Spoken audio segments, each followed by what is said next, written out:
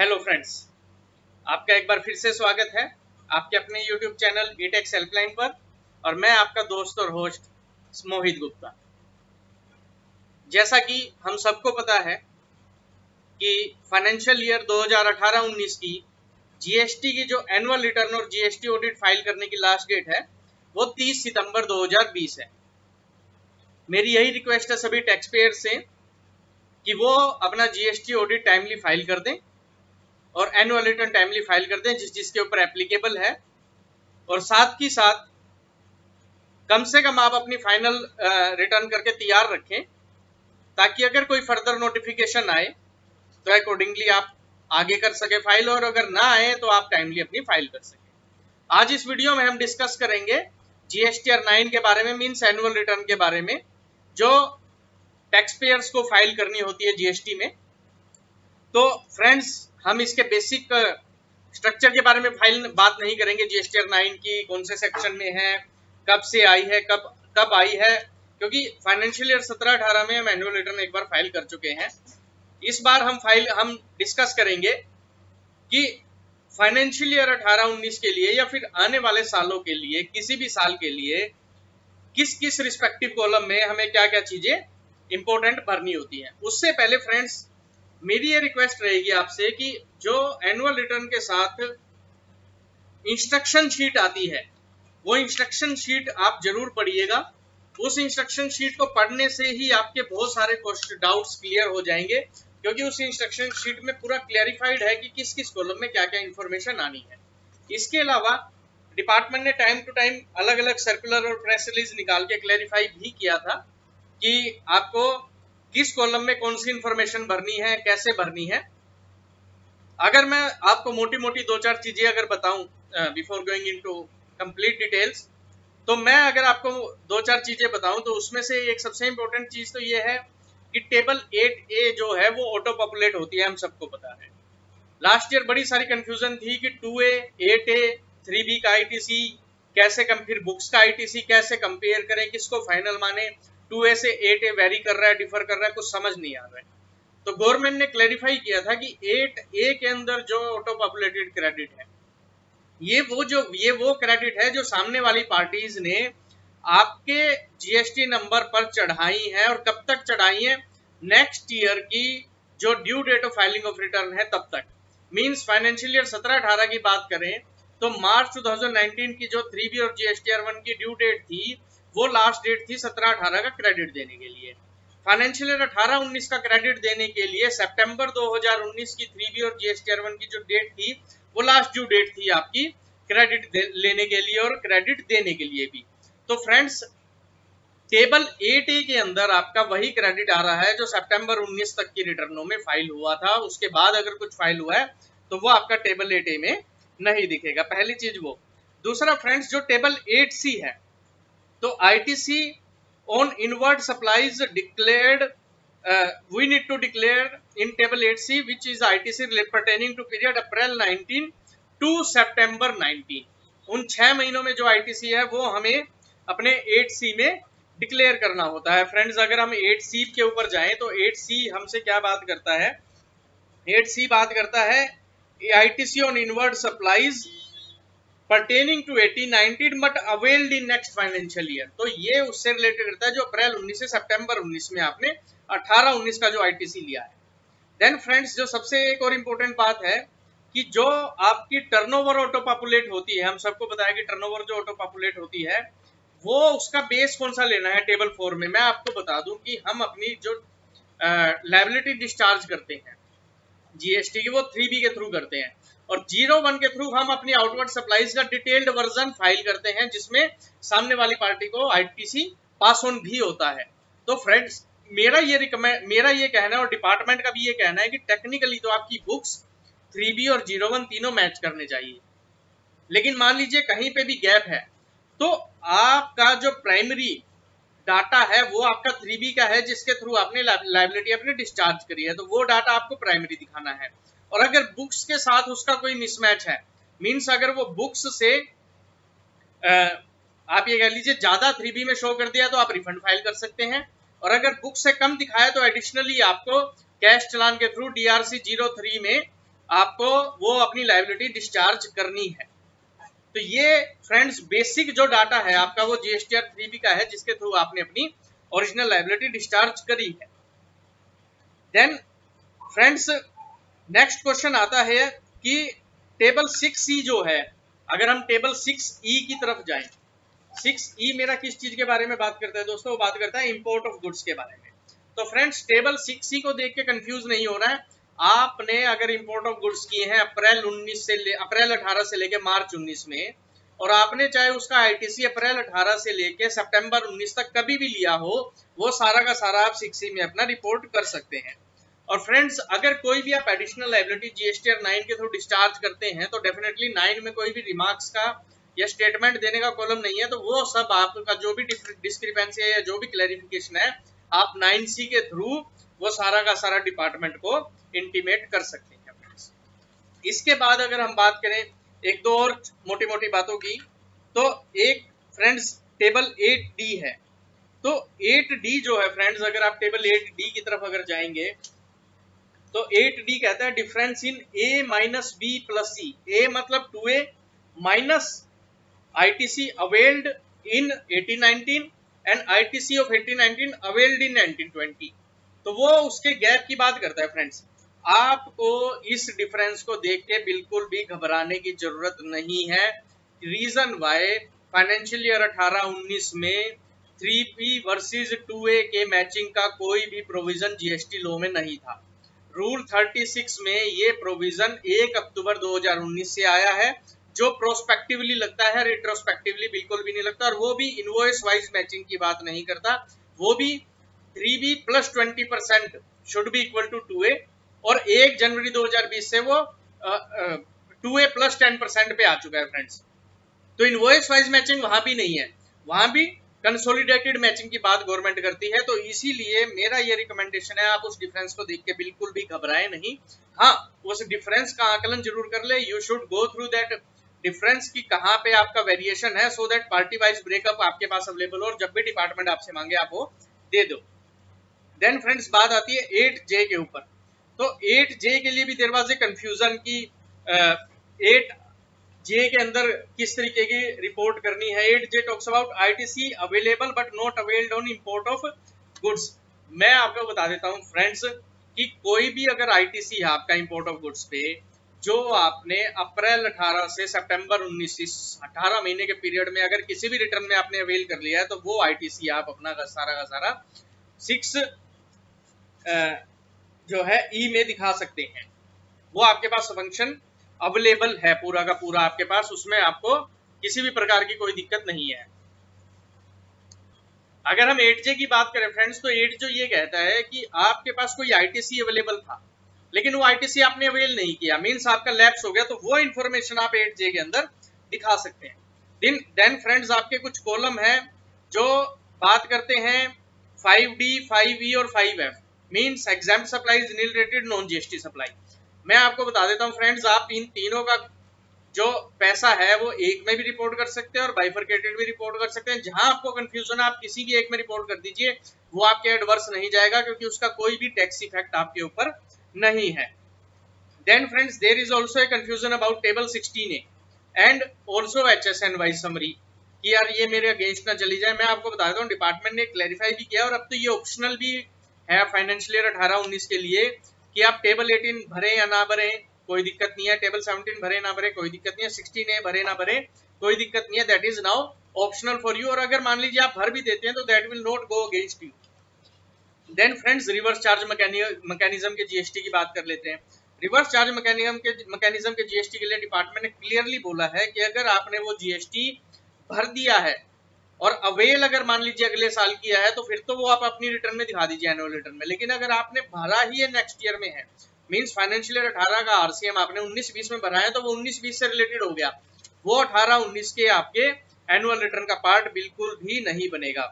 Then friends debit note और credit note, अगर आपके कोई भी debit note credit note issue हुए हैं और वो आपने रिस्पेक्टिवली रिटर्न्स में दिखाए हैं, तो उसका इफेक्ट आपको लेना है। लेकिन अगर वो debit note credit note issue ही नेक्स्ट ईयर हुए हैं, तो वो फिर आपके इस साल से पर्टेन नहीं करते, वो नेक्स्ट ईयर में ही चले जाएंगे। देन फ्रेंड्स जैसा कि हम सबको पता है कि टेबल 14 जो वैसे तो ऑप्शनल हो गई है फाइनेंशियल 18-19 के लिए, लेकिन उसमें एक्सपेंडिचर वाइज आपसे ब्रेकअप मांगा जाता है। आप एक्सपेंडिचर वाइज ब्रेकअप भर दीजिए और जहां कंफ्यूजन है वहां अदर्स में आप डाल सकते हैं। और अगर आप नहीं डालना चाहते हैं तो फाइनेंशियल ईयर 18-19 के लिए वो वैसे ही आपके लिए ऑप्शनल हो गई है। फ्रेंड्स, अब हम डिस्कस करेंगे जीएसटी एनुअल रिटर्न की हर टेबल के बारे में और उससे रिलेटेड जो भी कॉम्प्लिकेशंस हैं उन सबको हम डिस्कस करने की कोशिश करेंगे। आज हम अपने आप को सिर्फ एनुअल रिटर्न पे स्टिक रखेंगे। अगर हम एनुअल रिटर्न की बात करें तो पॉइंट वन के अंदर टेबल 1, 2, 3A, 3B ये ऑटो पॉपुलेट होगी फ्रेंड्स, जिसके बारे में आपको टेंशन लेने की बिल्कुल भी जरूरत नहीं है। देन आप आ जाइए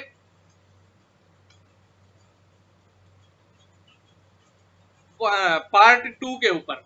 फ्रेंड्स, जब हम पार्ट 2 में आते हैं तो part 2 talks about details of outward and inward supplies declared during the financial year. Part 2 जो है ना फ्रेंड्स, ये आउटवर्ड सप्लाईज और inward supplies attracting to RCM की बात करता है।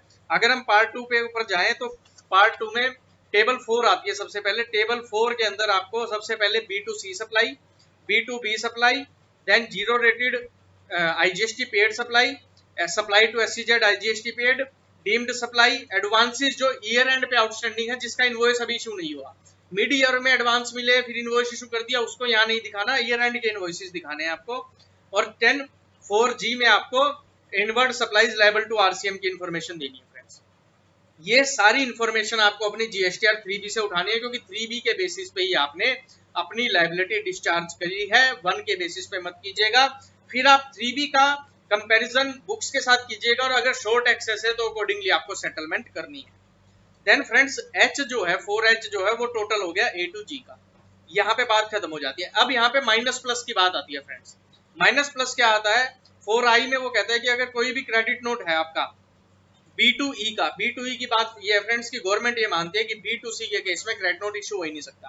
तो B2C के केस में क्रेडिट नोट है ही नहीं, ये गवर्नमेंट की एक धारणा है। आप उससे आगे बढ़िएगा कि B2E में कोई भी क्रेडिट नोट है वो आपने माइनस कर दिया, कोई भी डेबिट नोट है वो आपने प्लस कर दिया। कोई भी आपकी इनवॉइसेस में अमेंडमेंट है तो supply oblique tax declared through amendments, आपने अमेंडमेंट के थ्रू कोई भी अपवर्ड सप्लाईज या टैक्स ऐड किया है तो वो प्लस हो जाएगा K में, 4K में, और 4L में आपका माइनस हो जाएगा अगर आपने अमेंडमेंट के थ्रू सप्लाई या टैक्स रिड्यूस किया है। 4M जो है ना फ्रेंड्स, वो I से लेके L का मींस की जो आपके चेंजेस का प्लस माइनस का जो टोटल है वो 4M में आ जाता है। और 4N जो है फ्रेंड्स वो बात करता है टोटल ऑफ 4 की, मींस H प्लस M। तो 4 का जो टोटल है वो 4N में आ जाता है फ्रेंड्स। 4N क्या क्या बताएगा आपको? Net of outward supplies on which tax has been discharge. तो ये फ्रेंड्स आपकी टेबल नंबर 4 होगी। अब टेबल नंबर 5 पे आ जाइए। ये टेबल नंबर 4 जो है ना फ्रेंड्स, ये मैं आपको बता देता हूँ, ये वही है जो अप्रैल 18 से मार्च 19 के बीच की आपकी फाइलिंग हुई है। अगर अप्रैल 18 से मार्च 19 की जो फाइलिंग आपने नेक्स्ट ईयर का में जो उसका इफेक्ट लिया वो यहाँ नहीं आएगा। टेबल 4 में वही आएगा जो उसी साल फाइल हुआ है आपका और उस साल से परटेन करता है। अब आ जाइए फ्रेंड्स, आप इसमें जो है ना अगर 17-18 का आपने दिखाया है 3B में अपनी अप्रैल 18 से मार्च 19 की में, तो वो भी इफेक्ट आपको यहाँ नहीं लेना, वो भी मैं आपको बाद में बताऊंगा कहाँ इफेक्ट लेना है। यहाँ पर आपको सिर्फ और सिर्फ करंट ईयर से रिलेटेड आइटम शो करनी है। अब आ जाइए टेबल 5 में। टेबल 5 आपको बताता है दोस्तों वो फ्रेंड्स वो लाइन है जिनके ऊपर आपका जीएसटी की लायबिलिटी नहीं है, लेकिन which either can be taxable supply और नॉन टैक्सेबल सप्लाई। जैसे 5A जीरो रेटेड सप्लाई की बात करता है विदाउट पेमेंट ऑफ टैक्स की, 5B SCZ supply without tax, 5C outward supply on which RCM is applicable, D exempt supply, E nil rated supply, F non GST supply. फिर G जो है 5G जो है वो टोटल हो गया friends आपका। अब आप आ जाइए 5H में, वो बात करता है क्रेडिट नोट, मींस आपका इसके अंदर अगर कोई क्रेडिट नोट इशू है तो वो आपने यहाँ पे माइनस कर दिया। आई बात करता है डेबिट नोट, कोई डेबिट नोट इशू किया है तो आप अपनी टर्नओवर बढ़ा लीजिए अकॉर्डिंगली। फिर J और K जो है वो सप्लाईज की अमेंडमेंट की बात करते हैं, अपवर्ड है तो प्लस कर दीजिए, डाउनवर्ड है तो माइनस कर दीजिए। फिर 5L जो है वो अमेंडमेंट्स का टोटल हो गया फ्रेंड्स आपका within the same year जो आपकी हुई है। Then 5M talks about turnover on which tax is not to be paid, और 5N जो है ना फ्रेंड्स वो that talks about total turnover including advances. तो जो 5N है ना फ्रेंड्स आपका, ये 5N आपकी उस साल की टर्नओवर है। उस पूरे साल की टर्नओवर है और ये आपकी बैलेंस शीट से मैच करनी चाहिए। और अगर ये बैलेंस शीट से मैच नहीं कर रही तो कहीं ना कहीं आपका फ्रेंड्स कुछ ना कुछ दिक्कत है, कुछ ना कुछ गैप है जो आपको रिकॉन्साइल करने की जरूरत है। अब हमने पार्ट 1 पार्ट 2 देख लिया फ्रेंड्स एनुअल रिटर्न का, जिसमें टेबल 1 से 5 कवर होगी। अब आप आ जाइए टेबल 6 के ऊपर, पार्ट 3 के ऊपर। पार्ट 3 जो है ना दोस्तों, वो बात करता है details of ITC as declared in the returns filed during the financial year. तो दो चीजें समझिए, डिक्लेयर्ड और filed during the year means April 18 से मार्च 19 के बीच में जो मैंने आईटीसी डिक्लेयर किया है और फाइल किया है रिटर्न के अंदर, वो मेरे को यहाँ पे डिक्लेयर करना है फ्रेंड्स। 6A जो है ना, वो मेरी अप्रैल 18 से मार्च 19 की 3B से ऑटो पॉपुलेट हो जाएगा। अब 6A को मेरे को रिकॉन्साइल करना है फ्रेंड्स, किसके साथ? 6B। 6B जो है वो बात करता है inward supplies other than import and inward supplies liable to RCM but includes services received from SEZ। तो फ्रेंड्स इसमें इनपुट कैपिटल गुड्स और इनपुट सर्विसेज का बाइफर्केशन है, जिसके बारे में डिपार्टमेंट ने क्लियर बोल दिया था कि आप इनपुट में सारा का सारा दिखा दीजिए। अगर आप बाइफर्केशन दिखाने में सक्षम नहीं है तो आप इनपुट के अंदर सारा का सारा अपना आईटीसी यहाँ पे डिक्लेयर कर सकते हैं। देन 6C बात करता है inward supplies received from unregistered person on which RCM is paid. ये 9(4) की बात करता है दोस्तों। 9(4) जो है फाइनेंशियल 18-19 में आपका टेक्निकली जो है एप्लीकेबल नहीं था, लेकिन अगर 17-18 का कुछ आपने आरसीएम 18-19 में पे किया है तो उसका आईटीसी लिया तो वो यहाँ पे आप 6C में डिक्लेयर कर सकते हैं। देन 6D बात करते हैं दोस्तों इनवर्ड सप्लाईज मींस 9(3) के आरसीएम की बात करता है ये आपका। तो 6D में आप सारा का सारे इनपुट्स के अंदर यहाँ भी ये अपना शो कर सकते हैं। 6E इंपोर्ट ऑफ गुड्स की बात करता है, जो मैंने आपको बता दिया। इंपोर्ट ऑफ गुड्स के अंदर जो भी आपने पे किया है अप्रैल 18 से लेके सितंबर 19 के बीच में, वो सारा का सारा आप यहाँ 6C में शो कर दीजिए अपना। देन 6F बात करता है इंपोर्ट ऑफ सर्विसेज के अंदर, वो आप यहाँ का पे अपना सारा का सारा आईटीसी शो कर दीजिए। 6G बात करता है आईएसडी की, वो आईएसडी वाला आईटीसी जो भी ड्यूरिंग द फाइनेंशियल ईयर आपने लिया है वो सारा का सारा आप यहाँ पे शो कर दीजिए। देन 6H कहता है दोस्तों जो 6B से लेके G तक में स्पेसिफिकली नहीं आया वो 6H में आ जाएगा आपका मिसलेनियस। वैसी कोई सिचुएशन है नहीं, लेकिन अगर आपका फिर भी कोई आईटीसी है तो आप वो वहां पे ले सकते हैं। देन फ्रेंड्स 6I जो है that is the total of B2H, उसमें आपको कोई दिक्कत नहीं है। Then 6J it talks about the difference between auto populated 3B का डाटा और आपका बाइफर्केटेड डाटा, और अगर वहां पे कोई डिफरेंस आता है फ्रेंड्स देन आपको देखने की जरूरत है कि ये डिफरेंस कहीं एक्सेस अवेलमेंट या शॉर्ट अवेलमेंट या किस वजह से आया है, वो आपको देखना है। देन 6KA ट्रान 1 के डाटा की बात करता है, वो इस साल एप्लीकेबल नहीं था। 6L ट्रान 2 के डाटा की बात करता है, वो इस साल एप्लीकेबल नहीं था। 6M any other ITC availed but not specified above, वो आप H में ले लीजिए, M में ले लीजिए, आपकी मर्जी है। तो फ्रेंड्स इसके साथ आपका यहाँ पे 6N और O के साथ आपका 6 कंप्लीट हो जाता है। आपकी यहाँ तक की कोई भी कंफ्यूजन है आप कमेंट सेक्शन में डाल दीजिएगा, I will try to take it. तो ये मैंने ड्यूरिंग द फाइनेंशियल ईयर जो मैंने आईटीसी अपना डिक्लेयर किया रिटर्न्स में, ये वो सारा का सारा आईटीसी आ गया फ्रेंड्स। तो जो 6A का आपका डाटा है उसी 6A को आप B से लेके H तक बाइफरकेट कर रहे हैं, आप ये समझने की कोशिश कीजिएगा। देन फ्रेंड्स आप आ जाइए 7 में। टेबल 7 बात करती है रिवर्सल ऑफ आईटीसी की। जैसा कि हम सबको पता है कि जीएसटी में बहुत सारा आईटीसी इनएलिजिबल है और रिवर्सिबल है, तो वो आपने रिवर्स किया नहीं किया रिटर्नों में, देखिए रिवर्सिबल था नहीं किया वो यहाँ डिक्लेयर नहीं करना, जो आपने रिवर्स कर दिया रिटर्नों में वो यहाँ पे डिक्लेयर करना है।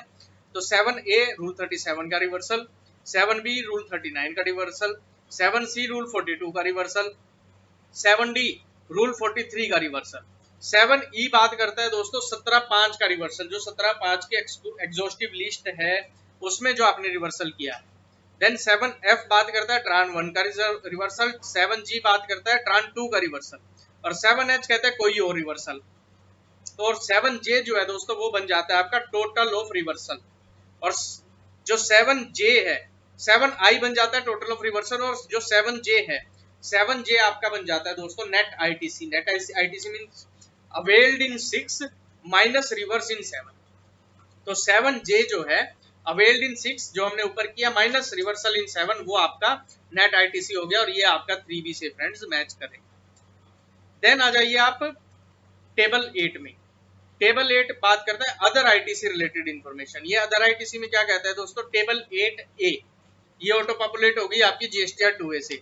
इस बार वो जो टेबल 8A है वो आप एक्सेल में आप डाउनलोड कर सकते हैं और फिर आप अपना आईटीसी कंपेयर भी कर सकते हैं और आपको पता लग जाएगा कि 2A से कहाँ गैप है, प्लस आपका जो आईटीसी अवेल्ड है उससे कहाँ इंडिविजुअल इनवॉइस लेवल पे गैप है।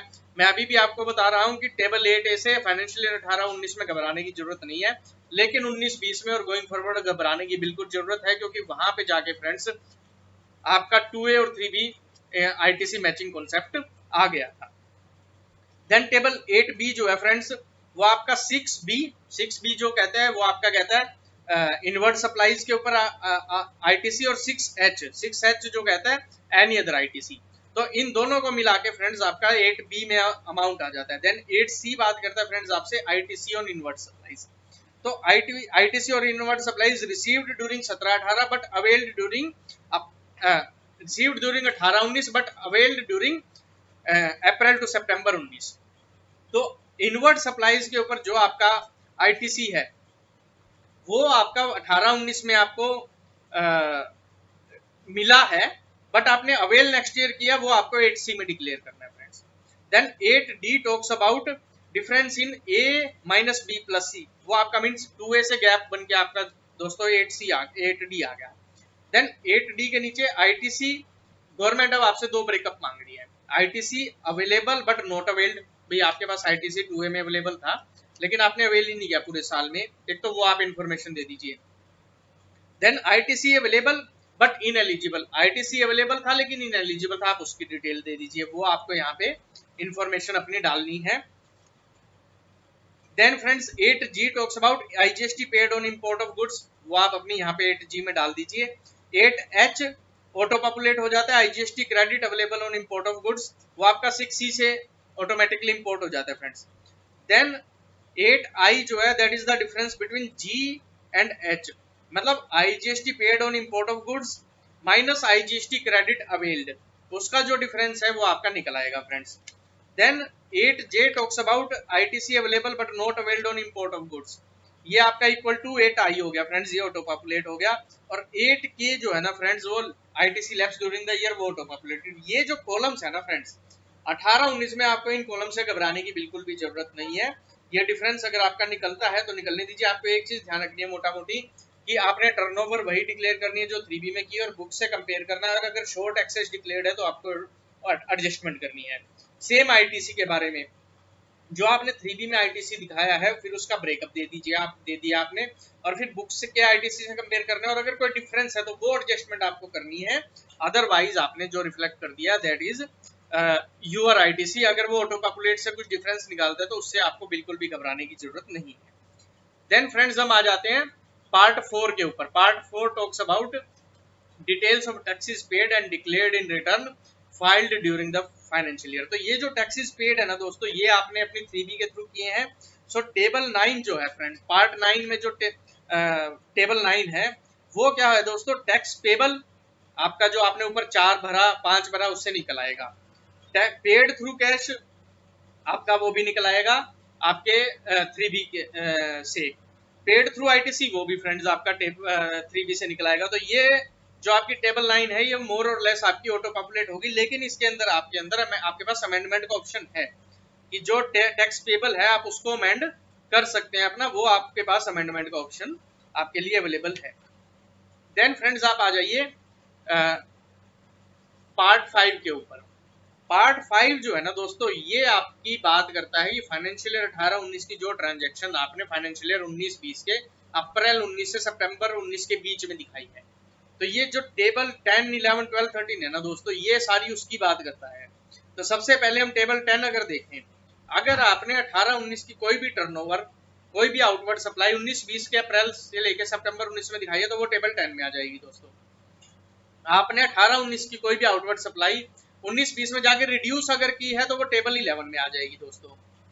देन आपने 18-19 में कोई आईटीसी अवेल किया था, वो आईटीसी आपने अप्रैल से सितंबर में रिवर्स कर दिया अगले अप्रैल से सितंबर में, तो वो रिवर्सल आपका टेबल 12 में आ जाएगा। Then table 13 talks about ITC availed for the previous financial year, मतलब 18-19 का कोई आईटीसी था जो आपने अवेल नहीं किया था और वो आपने अप्रैल से सितंबर 19 के बीच में अवेल कर लिया दोस्तों, तो वो आईटीसी आपको यहाँ पे डिक्लेयर करना है टेबल 30। अब दोस्तों ये सारा का सारा जो आईटीसी है, हमने देखा कि 18-19 की फिगरें और 19-20 में दिखाई तो वो आ गई। अब जो 17-18 की फिगरें 18-19 में दिखाई वो कहाँ पे आएंगी दोस्तों, उसकी बात भी हम करेंगे, सबसे आखिरी में करेंगे, क्योंकि हम एक बार अपनी पूरी एनुअल रिटर्न कंप्लीट कर लेते हैं। तो टेबल 10, 11, 12, 13 और 14 दोस्तों, टेबल 14 जो है ना वो बात करती है 10 से 13 के इफेक्ट की, कि 10 से 13 के लिए, क्योंकि 10 और 11 में मैंने आउटवर्ड सप्लाईज पे प्लस माइनस किया और 12-13 में मैंने अपने आईटीसी के ऊपर प्लस माइनस किया, तो उसकी वजह से अगर मेरा कोई एडिशनल टैक्स पेबल बनता है तो वो टेबल 14 में दिखेगा। फ्रेंड्स, टेबल नंबर 10 और 11 की वजह से जो मेरी आउटवर्ड सप्लाईज की टेबल है, ये टेबल नंबर 10 और 11 की वजह से अगर मेरा कोई भी एडिशनल टैक्स बनेगा तो वो मेरा कहाँ दिखेगा, वो टेबल 14 में मेरा टैक्स पेबल में दिखेगा पहले, और फिर उसके कोरस्पोंडिंगली टैक्स पेड में भी दिखेगा। तो पेबल और पेड इक्वल होनी चाहिए, और अगर पेबल है और पेड नहीं है तो वो आपको DRC 03 के थ्रू अपनी लायबिलिटी डिस्चार्ज करनी पड़ेगी। फ्रेंड्स, मेरा ये हम्बल रिक्वेस्ट, हम्बल सजेशन है कि अगर आपका कोई भी एडिशनल टैक्स बनता है, कोई भी एडिशनल टैक्स बनता है, वो एडिशनल टैक्स आप अपना DRC 03 के थ्रू डिस्चार्ज कर दीजिएगा एडवांस में ही, एनुअल रिटर्न फाइल करने से पहले, और या फिर एनुअल रिटर्न के साथ अपना डिस्चार्ज कर दीजिएगा। It is the most important scenario, so that कि कल के दिन आप जब असेसमेंट में जाएं, डिपार्टमेंट आपको नोटिस भेजे, तो एक बड़ी सिंपल सी चीज होगी, sir we ourself reassess our liability and we ourself have discharged our liability, so there is no case of malified intention and no penalty will be initiated in that scenario. Now comes to table number 15, जो part 6 of मेरी table है दोस्तों, वो बात करता है, ये table मैं आपको बता दूं ये ऑप्शनल है फाइनेंशियल ईयर 18-19 के लिए, बट ये बड़ी इंपॉर्टेंट टेबल भी है। टेबल नंबर अगर 15 पे आप जाएंगे, वो बात करता है टोटल रिफंड क्लेम्ड। ये टोटल रिफंड क्लेम्ड दोस्तों कस्टम वाला रिफंड नहीं है, ये वो रिफंड है जिसके लिए आपने RFD 01 या RFD 01A फाइल किया है, मींस GST डिपार्टमेंट से जो रिफंड आपने क्लेम किया है। तो total refund claimed financial year 18-19 में, चाहे वो किसी भी साल से रिलेटेड रिफंड हो, किसी भी चीज का रिफंड हो, अगर आपने 1 अप्रैल 18 से 31 मार्च 19 के बीच में रिफंड एप्लीकेशन फाइल की है तो वो टेबल ए में आ गई। Total refund sanction, table B में जो रिफंड डिपार्टमेंट ने आपको ऑर्डर इशू कर दिया, रिफंड ऑर्डर, वो टेबल बी में आ गया। Table C talks about total refund rejected, जो आपने ए में रिफंड एप्लीकेशन फाइल करी और वो रिजेक्ट होगी तो वो टेबल सी में आ गई। Table D talks about total refund pending.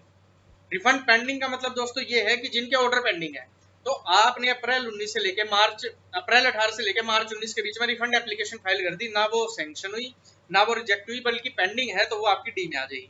और table E talks about total demand of taxes, कि आपके ऊपर डिपार्टमेंट ने फाइनेंशियल ईयर 18-19 में कितनी टैक्सेस की डिमांड रेज करी है, वो आपको यहाँ पे डिक्लेयर करनी है। देन उसके बाद total taxes paid in respect of की, मतलब डिपार्टमेंट ने जो आपके ऊपर डिमांड रेज करी उसमें से आपने कितना डिपार्टमेंट को दे दिया, वो टेबल एफ में आप 15F में आप डिक्लेयर कर देंगे। और 15G talks about total demand pending. तो फ्रेंड्स, आप एक बात समझिए, टेबल नंबर 15 में एक कहता है टोटल रिफंड क्लेम्ड, और क्लेम्ड में से सैंक्शन, रिजेक्टेड और पेंडिंग तीनों की लिस्ट आ गई आपके पास। गवर्नमेंट पेड की बात ही नहीं कर रही कि आपको कितना मिला नहीं मिला, वो छोड़ दो, सैंक्शन, रिजेक्टेड, पेंडिंग। और जब डिपार्टमेंट डिमांड रेज करता है तो टोटल डिमांड रेज और टोटल टैक्सेस पेड, यहाँ पे पेमेंट की बात करती है, यहाँ सैंक्शन की बात नहीं कर रहा, यहाँ पेमेंट की बात कर रहा है, कितना दे दिया आपने और कितना आपका रहता है देना, तो वो आपको यहाँ पे डिक्लेयर करना है। यहाँ पे एक बड़ा इंपॉर्टेंट एस्पेक्ट ये आता है दोस्तों कि डिपार्टमेंट ने डिमांड रेज कर दी और आप अपील में चले गए, तो वो आपका पेंडिंग में दिखेगा दोस्तों, जितना आपका पेंडिंग है वो आपका पेंडिंग में दिखेगा। देन पॉइंट नंबर 16 पे आ जाइए। पॉइंट नंबर 16 बात करता है information on supplies related to composition, tax payer, deemed supply, goods and on approval. Financial year 18-19 के लिए तीनों इन्फॉर्मेशन ऑप्शनल है, लेकिन अगर आपके पास डाटा है तो आप फिल कर सकते हैं, वो आपको नेगेटिव नहीं जाएगा, आपके खिलाफ नहीं जाएगा, गवर्नमेंट ने प्रेस रिलीज के थ्रू क्लियर बोला। देन टेबल 17 और टेबल 18 जो है दोस्तों, वो आपसे बात करता है HSN code on outward supply, HSN code on inward supply. Fundamentally 1.5 crore से ऊपर की टैक्सेबल टर्नओवर वालों के लिए, एग्रीगेट टर्नओवर वालों के लिए, सबके लिए ये आउटवर्ड सप्लाई वाला मैंडेटरी था, इनवर्ड सप्लाई वाला मैंडेटरी था, लेकिन अब फाइनेंशियल 18-19 के लिए ऑप्शनल कर दिया गया है, लेकिन गोइंग फॉरवर्ड ये आपको भरना पड़ेगा। आप अपने रिकॉर्ड्स अकॉर्डिंगली प्लीज मेंटेन कीजिएगा GST के। देन फ्रेंड्स, टेबल 19 जो लास्ट टेबल है वो बात करती है late fees payable and paid. तो जो भी आपको late fees for 3B GSTR 1 या किसी भी और जीएसटी की रिटर्न के लिए ऊपर जो आप भरते हैं, टीडीएस, टीसीएस, आईटीसी 04, कोई भी आपके ऊपर जीएसटी रिटर्न एप्लीकेबल और उसकी अगर लेट फीस है जो आपने डिस्चार्ज करी है, पेबल और पेड, वो सारी की सारी इंफॉर्मेशन आप टेबल नंबर 19 में डिक्लेयर करेंगे। तो फ्रेंड्स ये थी एनुअल रिटर्न का टेबल। मैंने आपको जो जो बारीकी की चीजें थी, जो जो मोटी चीजें थी, वो मैंने सारी की सारी आपको एक्सप्लेन करने की कोशिश करी। अब हम डिस्कस करेंगे कि 17-18 का जो हमारा आईटीसी है या 17-18 की जो एडजस्टमेंट मैंने 18-19 में की है वो कहाँ दिखानी है। उससे पहले मैं एक बार आपको ये स्लाइड एक बार गो थ्रू कर देता हूँ कि जर्नल इश्यूज क्या है टेबल 9 में।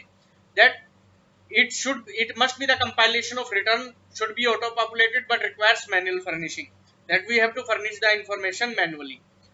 What about taxpayer shifting from composition scheme during the mid year? That is also a problem, क्योंकि उस केस में उस बंदे को दोनों रिटर्न एनुअल रिटर्न फाइल करने की प्रॉब्लम आ जाती है। What about cross charge need to be considered for furnishing annual return? Pre GST supply affected in post GST regime, ये भी एक सिचुएशन थी आपके लिए। What about cancel dealer, वो एनुअल रिटर्न कैसे भरेंगे? Then annual return is not the return to originally report the transaction. आप कोई भी ओरिजिनल ट्रांजेक्शन एनुअल रिटर्न में रिपोर्ट नहीं कर सकते, जो ऑलरेडी रिपोर्ट कर चुके हैं वो आपको यहाँ पे रिपोर्ट करनी है। Then whether to report difference of opinion between any additional taxes, वो आप कहाँ पे रिपोर्ट करेंगे? Date of filing of form 3B and 01 extended for new migrated taxpayers, उसके बारे में भी एक इशू है। और देन फ्रेंड्स ये सारा का सारा हम अपना पूरा का पूरा डिटेल्ड में टेबल हम सारी की सारी आपके साथ डिस्कस कर चुके हैं। अब हम आ जाते हैं अपने लास्ट सेगमेंट के ऊपर कि एनुअल रिटर्न फाइल करते हुए आपको क्या क्या ध्यान रखना है। देखिए, आप कोई सॉफ्टवेयर भी यूज कर सकते हैं, एनुअल रिटर्न ऑनलाइन वेबसाइट पे भर सकते हैं और ऑफलाइन यूटिलिटी भी डिपार्टमेंट ने प्रोवाइड की है। साथ ही साथ जब आप अपनी एनुअल रिटर्न सेव कर लेते हैं तो वो आपकी पीडीएफ में डाउनलोड हो जाती है, आप अच्छे से उसको चेक कर सकते हैं, उसके बाद आप उसको फाइल कर सकते हैं। आपके पास एनुअल रिटर्न फाइल करते हुए 03 जीएसटी और 01 और 3B की कंसोलिडेटेड समरी जो पूरे फाइनेंशियल ईयर की है वो भी पीडीएफ में डाउनलोडेबल होती है, वो आप डाउनलोड कीजिए, अपनी कंपेयर कीजिए, तो वो भी एक कंपैरिजन आपके पास अवेलेबल है। 8A का कंपैरिजन भी आपके पास रेडिली अवेलेबल है। देन फ्रेंड्स, जो जीएसटीआर 9 के अंदर जो जीएसटीआर 3B या 01 की जो ऑटो पॉपुलेटेड एंट्रीज है 6A में, 8A में और टेबल 9 में, वो सारी की सारी आपकी एडिटेबल है। Then nil returns to be furnished through a single click, अगर आपकी नील रिटर्न है, हाउएवर इट इज ऑप्शनल, आप भरना चाहे भर सकते हैं, इट इज ऑप्शनल। और फ्रेंड्स, रिवाइज्ड फैसिलिटी नहीं है जीएसटीआर 9 के लिए आपके लिए कोई भी। अगर आपकी जीएसटीआर 9 भर गई मींस भर गई, अगर आपका ऑडिट है तो उस ऑडिट में आप 9 की कोई भी मिस्टेक अपनी मेंशन कर सकते हैं, अदरवाइज अगर ऑडिट एप्लीकेबल नहीं है तो 9 once done it is done. So friends, अगर हम 17-18 की ट्रांजेक्शन्स की बात करें तो हम सिनेरियोज उठाते हैं, केसेस उठाते हैं। सबसे पहले अगर हम सिचुएशन लें कि मान लीजिए 17-18 में आपको टोटल आउटवर्ड लायबिलिटी 100 रुपीज थी और आपने 3B के थ्रू 105 रुपीज पे कर दी। सो फ्रेंड्स, उस केस में और आपने क्या किया, जो 5 रुपीज एक्स्ट्रा पे किए वो आपने रिफंड एप्लीकेशन फाइल कर दी RFD 01 के थ्रू और वो रिफंड ले लिया। तो आपने जब 17-18 की अपनी एनुअल रिटर्न भरी तो वहां पे आपने पेबल में 100 और पेबल में और पेड में 105 दिखाया, और फिर आपने नीचे जब हम रिफंड का हमने सेक्शन भरा टेबल 15 में, तो वहां पे आपने टोटल रिफंड क्लेम में 5 रुपए अपना दिखा दिया। तो इसका फ्रेंड्स फाइनेंशियल ईयर 18 और 19 के ऊपर कोई इफेक्ट नहीं है। अब हम दूसरी सिचुएशन लेते हैं कि आपने फाइनेंशियल ईयर 17-18 में 100 रुपए आपका पेबल था, पे आपने 105 रुपए कर दिया, वो जो 5 रुपए आपने एक्सेस पे किया वो आपने 18-19 की आउटवर्ड लायबिलिटी से एडजस्ट कर लिया फ्रेंड्स। तो फ्रेंड्स, इस केस में अब होगा क्या कि जब आपने अपनी 17-18 की एनुअल रिटर्न भरी थी तो उसमें क्या किया था, 100 रुपीज पेबल 105 पे वो आपने भर के छोड़ दिया था। अब जब आपने 18-19 फाइनेंशियल 18-19 की जब आपने अपनी एनुअल रिटर्न भरी तो 18-19 में मान लीजिए आपको 100 रुपीज पे करने थे, लेकिन अब आपने पे किए, पेबल आपके 100 थे, पेड किए 95, क्योंकि 5 रुपए आपने 17-18 के एडजस्ट कर लिए।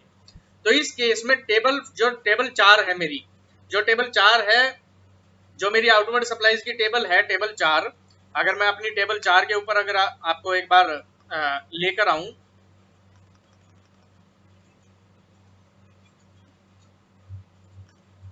जो आपकी टेबल 4 है फ्रेंड्स, टेबल 4 में टेबल 4 जो आपके आउटवर्ड सप्लाई की है उसमें 100 रुपए दिखेगा, लेकिन जो आपकी टेबल 9 है, जो टेबल 9 मेरी बात करती है डिटेल्स ऑफ टैक्सेस पेड।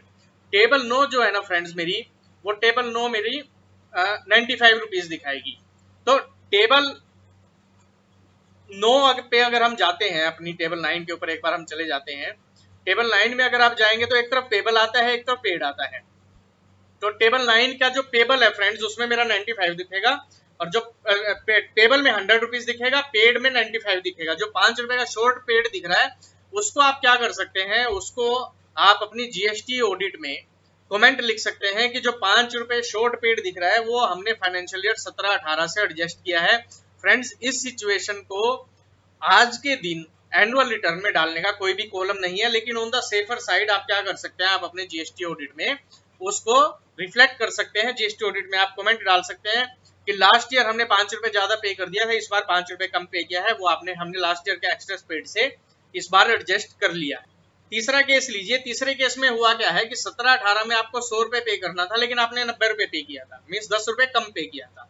और वो 10 रुपए आपने क्या किया, आपने इस साल फाइनेंशियल ईयर 18-19 में पे कर दिया था। तो फ्रेंड्स हुआ क्या, वो आपने जब एनुअल रिटर्न अपनी भरी 17-18 की, उसमें टेबल 10 और 11 में वो चीज दिखा दी। लेकिन अब इस साल क्या करना है आपको, आपका पेबल जो है ना फ्रेंड्स, वो 100 रुपीज दिखेगा, और पेड जो है ना वो 110 दिखेगा, मीन्स 10 रुपए एक्स्ट्रा दिखेगा जो लास्ट ईयर का आपने डिस्चार्ज किया है। तो उसके लिए भी सेम आपको क्या करना है, सिंस एनुअल रिटर्न में कोई भी कॉलम नहीं है आपका उस चीज को दिखाने के लिए, तो आप क्या कर सकते हैं, आप अपने जीएसटी ऑडिट में कमेंट डाल सकते हैं कि इस बार जो 10 रुपए एक्स्ट्रा पेड दिख रहा है वो लास्ट ईयर से पर्टेन करता है, जो लास्ट ईयर की एडिशनल लायबिलिटी मैंने इस साल डिस्चार्ज की थी।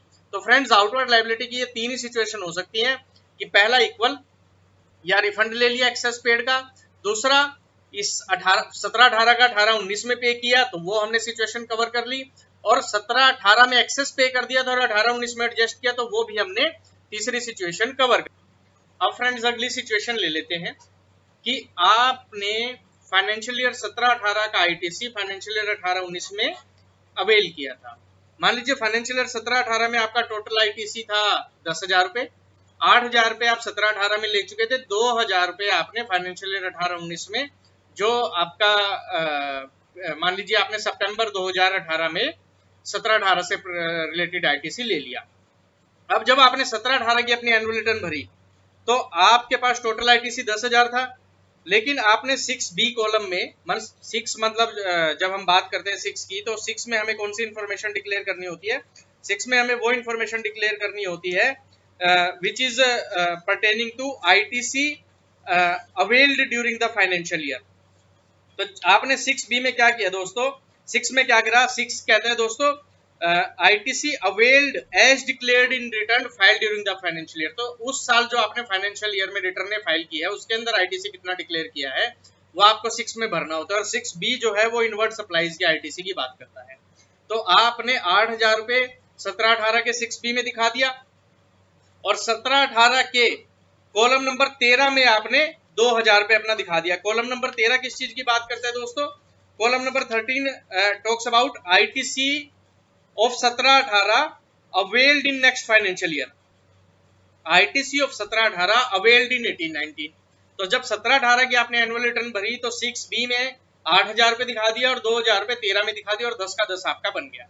अब हम 18-19 पे आ जाते हैं दोस्तों। अब 18-19 में हुआ क्या है, मान लीजिए 18-19 का जो आईटीसी था आपका वो मान लीजिए था 20,000 रुपए, और 18-19 का जो आईटीसी है वो आपका 20,000 रुपए है मान लीजिए दोस्तों। और उस 20,000 में से फाइनेंशियल ईयर 18-19 में आपने जो डिक्लेयर किया है वो मान लीजिए डिक्लेयर किया है 15,000 रुपए, और 17-18 का 2,000 रुपए भी आपने इस साल डिक्लेयर किया है, तो वो हो गया टोटल 17,000 रुपए। तो इस मीन 17,000 का आईटीसी आपने अप्रैल 18 से मार्च 19 की जीएसटीआर 3B में डिक्लेयर किया है। तो 6B के अंदर आप क्या इंफॉर्मेशन भरेंगे दोस्तों, 17,000 रुपए। 6B में आप भरेंगे 17,000 रुपए, क्योंकि 6B talks about ITC declared in the returns filed during the financial year, चाहे वो आईटीसी किसी भी साल से पर्टेन करता हो। तो आपने 6B में 17,000 रुपए भर दिया, 2,000 17-18 का और 15,000 रुपए 18-19 का।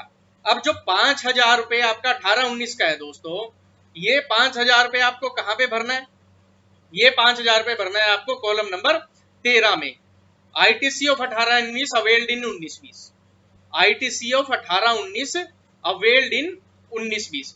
अब दोस्तों इस सारी एक्सरसाइज के दौरान 17-18 का आईटीसी भी आपका रिपोर्ट हो गया 6B में, और 18-19 का आईटीसी भी आपका रिपोर्ट हो गया 6B में, और 18-19 का जो 19-20 में लिया वो भी आपका 13 नंबर में रिपोर्ट हो गया। लेकिन अब यहाँ पे एक पर्टिकुलर प्रॉब्लम ये आ गई कि आपने जो 17-18 का 2000 का आईटीसी लिया वो मिक्स हो गया है बीच में कहीं ना कहीं, और जब 2A से रिकॉन्सिलेशन होगा टोटल आईटीसी का तो वो कंफर्म गैप देगा ही देगा। तो फ्रेंड्स एनुअल रिटर्न में उसको सेपरेटली शो करने का कोई कॉलम नहीं है, लेकिन मेरा ये रिकमेंडेशन है कि जीएसटी ऑडिट में एक टेबल है, table 12B। Table 12B however optional कर दी थी वाया नोटिफिकेशन गवर्नमेंट ने 56/2019 के थ्रू, डेटेड 14 नवंबर 2019। लेकिन मेरा रिकमेंडेशन है कि आप टेबल 12B भरिए एज ए ऑडिटर, और उसके अंदर ये सिनेरियो एक्सप्लेन कीजिए कि 17-18 का इतना आईटीसी है जो 18-19 में लिया, 18-19 का इतना लिया, और 18-19 का जो बैलेंस आईटीसी 19-20 में लिया वो इतना है, so that the complete reconciliation can be shown. However आज की जो टेबल एनुअल रिटर्न है उसके अंदर जो आपका 17-18 का आईटीसी 18-19 में लिया है वो कैसे शो होना है, वो 6B में शो होना है, वो मैंने आपको फ्रेंड्स एक्सप्लेन कर दिया है। अब फ्रेंड्स एक्सेस आईटीसी अवेलमेंट के ऊपर आ जाइए। 17-18 में आपका आईटीसी 10,000 रुपए बनता था, आपने 11,000 रुपए ले लिया था, 1,000 रुपए एक्स्ट्रा ले लिया। आपको बाद में पता लगा, आपने क्या किया, सितंबर 18 की रिटर्न में वो आईटीसी उठा के 1,000 रुपए रिवर्स कर दिया। अब एज्यूम कीजिए कि 17-18 के आप एनुअल रिटर्न भर रहे हैं, तो आईटीसी अवेल्ड 11,000 रुपए जो 6B में आप दिखाएंगे, फिर आप टेबल नंबर 12 में जाके दिखा देंगे ITC reversed in next financial year, जो बात करता है reversal of ITC avail during the previous financial year, वो आपने रिवर्स कर दिया टेबल 12 में 1,000 रुपए। तो 17-18 की आपने एनुअल रिटर्न भर दी। लेकिन जब आप 18-19 की अपने एनुअल रिटर्न भरने के लिए आए तो 18-19 का जो आपका आईटीसी फ्रेंड्स था वो था मान लीजिए आपका 20,000 रुपए। 18-19 का जो आईटीसी था फ्रेंड्स वो आपका था मान लीजिए 20,000 रुपए, और आपने उस 20,000 में से 15,000 रुपए अपना 3B में शो किया था, लेकिन 1,000 रुपए प्रीवियस फाइनेंशियल ईयर का मीन 17-18 का आपने रिवर्स कर दिया था फ्रेंड्स अपना आईटीसी। तो आपका जो नेट आईटीसी 3B में दिख रहा था वो 14,000 रुपए दिख रहा था। अब आपको और आपका जो बैलेंस 5,000 रुपए आईटीसी 18-19 का वो आपने 19-20 में ले लिया है। अब आपको ये पोजीशन एनुअल रिटर्न में कैसे दिखानी है, आप 6B में कितनी फिगर दिखाएंगे, आप 6B में दिखाएंगे 14,000 रुपए, सॉरी 15,000 रुपए, जो आपका 18-19 से परटेन करता है। 6B में आप दिखाएंगे 15,000 रुपए। कॉलम नंबर 7H के अंदर आप दिखाएंगे 1,000 रुपए। 7H बात करता है दोस्तों reversal of ITC other reversals, mean 17-18 का जो रिवर्सल 1,000 रुपए का आपने 18-19 में किया है, 7H के अंदर आप वो अपना 1,000 रुपए दिखा देंगे 17-18 फाइनेंशियल ईयर का। और कॉलम नंबर 13 में, टेबल नंबर 13 में आप अपना 18-19 का बैलेंस जो 5,000 रुपए वो दिखा देंगे। तो टोटल जो आईटीसी आपका दिखेगा इस साल वो 19,000 रुपए दिखेगा, नेट ऑफ जो हो गया आपका आईटीसी दिखेगा इस साल वो टोटल 19,000 दिखेगा दोस्तों। लेकिन यहाँ पे एक चीज मिसिंग हो गई कि मेरी जो 17-18 की जो रिपोर्टिंग थी 1,000 की 12 में, वो मेरी अब जाके 7I के अंदर 7H और 7I के अंदर जाके रिपोर्ट हो रही है फ्रेंड्स। तो इसमें भी मेरा रिकमेंडेशन है कि अगर आपकी फर्म का ऑडिट बनता है तो टेबल 12B जो हमने अभी पहले भी डिस्कस की कि टेबल 12 के अंदर जाएं, 12B में वो फिगर डालें और वहां पे अपना 12C में कमेंट डालें कि ऐसी ऐसी एक एक्सेस वाली प्रोविजन थी जिसको एनुअल रिटर्न में एडजस्ट किया गया है। अब फ्रेंड्स लास्ट सिचुएशन ले लेते हैं रिवर्स चार्ज के आईटीसी की। मान लीजिए 17-18 फाइनेंशियल ईयर का आईटीसी है आपका रिवर्स चार्ज का, जो आपने भरा ही मान लीजिए अप्रैल 18 में है। तो उस केस में फ्रेंड्स आपको करना क्या है कि आपने आईटीसी भरा ही 18-19 में है तो आपको वो 6 में ले लेना है। 6 में पहले आपने उसको 4 में दिखा देना है। Table 4 talks about the invert, table 4 में अगर आप चाहेंगे तो टेबल 4 के अंदर आपका कॉलम आता है कि declare the invert supplies on which RCM is liable to be paid. तो वहां पे आपने सबसे पहले अपना डिक्लेयर कर दिया 4G के अंदर ये, और फिर आपने क्या किया, आपने 6 के अंदर वो जाके अपना अवेल भी कर लिया। 6 में आप गए, 6D के अंदर वो जाके आपने अवेल कर लिया, सिचुएशन यहाँ पे क्लोज। लेकिन दूसरी सिचुएशन है कि 17-18 में आपने पे कर दिया था लेकिन अवेल आपने आके 18-19 में किया। तो उस केस में आपने क्या करना है दोस्तों कि 17-18 में आपने जब अपनी एनुअल रिटर्न भरी थी, तो 17-18 में आपने जब एनुअल रिटर्न अपनी भरी तो आपने 4G के अंदर उसको अपना दिखा दिया था, और फिर आपने टेबल 13 में आपने उसको अपना दिखा दिया था। लेकिन अब करंट फाइनेंशियल ईयर में मैं उसको कहां दिखाऊंगा दोबारा, मैं उसको अपना दिखाऊंगा दोस्तों 6D के अंदर। रीजन, क्योंकि वो आईटीसी मैंने इस साल की रिटर्न के अंदर डिक्लेयर किया है, वो मैं अपना 6D में दिखाऊंगा। और फिर मेरा यही मानना है, यही कहना है कि आप अपनी ऑडिट रिपोर्ट में उसका कमेंट जरूर दीजिए, so that that can be covered. देखिए अभी तक एनुअल रिटर्न का फॉर्मेट अमेंड नहीं हुआ है 17-18 की फिगर्स को सेपरेटली दिखाने के लिए। अगर सेम फॉर्मेट रहता है तो मैंने सारी सिचुएशन आपकी कवर कर दिया। आउटवर्ड सप्लाईज इंक्रीज डिक्रीज की, आईटीसी इंक्रीज डिक्रीज की और आरसीएम इंक्रीज डिक्रीज की, वो सारी की सारी सिचुएशन हमने 17-18 की यहाँ पे कवर कर लिया। फ्रेंड्स, आपका कोई भी डाउट होता है एनुअल रिटर्न के रिगार्डिंग में, आप प्लीज कमेंट कीजिए, मैं कोशिश करूंगा कि आपके वो सारे के सारे डाउट्स रिमूव कर सकूं। Thank you friends. अगर आपको वीडियो अच्छी लगे please like the video, please subscribe the channel, please share it. Thank you friends.